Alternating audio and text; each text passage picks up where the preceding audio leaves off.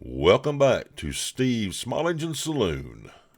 Hey everybody, I got my Husqvarna hat on, you know what that means. Today we are going to pull the cylinder off of this Husqvarna backpack blower so we can inspect the inside of the cylinder and the piston to see what happened in there. The reason that we're doing this video is because about 14 months ago, I did a video on replacing the piston and cylinder on this exact blower. That was an aftermarket knockoff Chinese blower. And on that video, hey, if you want to see that video, right underneath this video, I got some links in there for you on the pinned comment and in the description. Easy way for you to click on it and check out that video.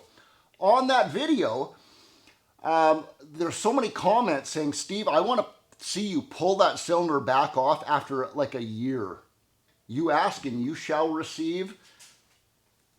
Let's pull her down, people.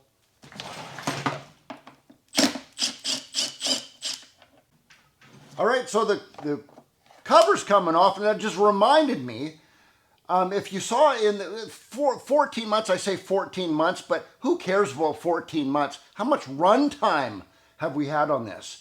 So to answer that question, I have this hour meter on here. It says 20.9 hours.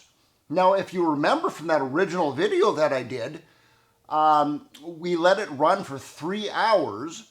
So add 3 hours to 20.9, it's almost exactly 24 hours of running time.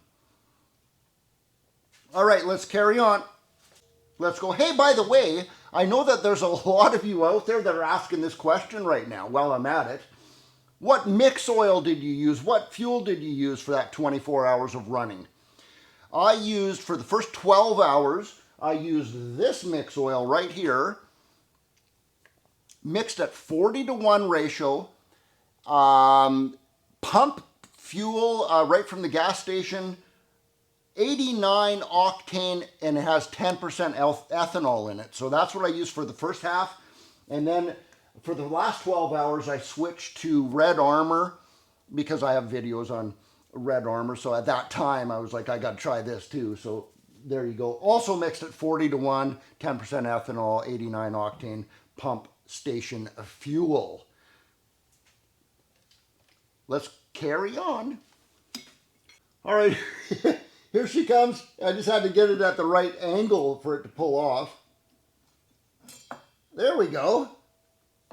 There we go. Now, get rid of those bolts. Cylinder bolts over there. Okay, let's have a look at the inside of the cylinder. That cylinder looks absolutely perfect. Absolutely like glass in there, actually. All right, I'm happy with that. And let's have a look at the piston. Intake side of the piston right here. It looks good.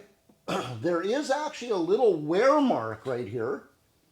I can't feel that.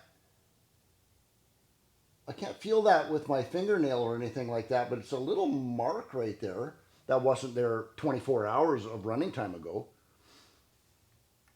Interesting. That might be normal. Let's have a look at the exhaust side. Again, that exhaust side has a little tiny little wear mark right there. The rings are completely free, but there is that little wear mark. It's not a score.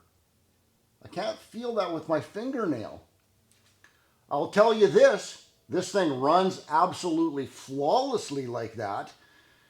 Starts and runs on 1 or 2 pulls really fast, really nice. I love this blower. You know what, I have to say, all in all, I'm actually still pretty happy with this because, yeah, the cylinder is absolutely beautiful. The piston has those couple little wear marks on there. But the piston and cylinder kit that I put on this is so much less expensive than the OEM Husqvarna piston and cylinder kit that it actually made it worth it for me to put this on there. 24 hours of running time, and we got a couple little wear marks right there. 24 hours of blowing. That took April and I 14 months to rack that much up. I even gave this to a rental company so they could rent it out and rack some more hours up on that hour meter. Cylinder gasket. Obviously, I'm going to have to get a new one of those to put this back together. But when we put this back together, April and I are going to keep continuing to use this. It's been a great blower. Well, there's your update right there for that. I'm happy with it. Put some comments down. Tell us what you think. Is that crappy? There's a couple wear marks on that. Tell us what you think in the comment section. Subscribe to my channel. Hit that like button if you want to. And I think that's it for me. And all I got to say now is Steve out.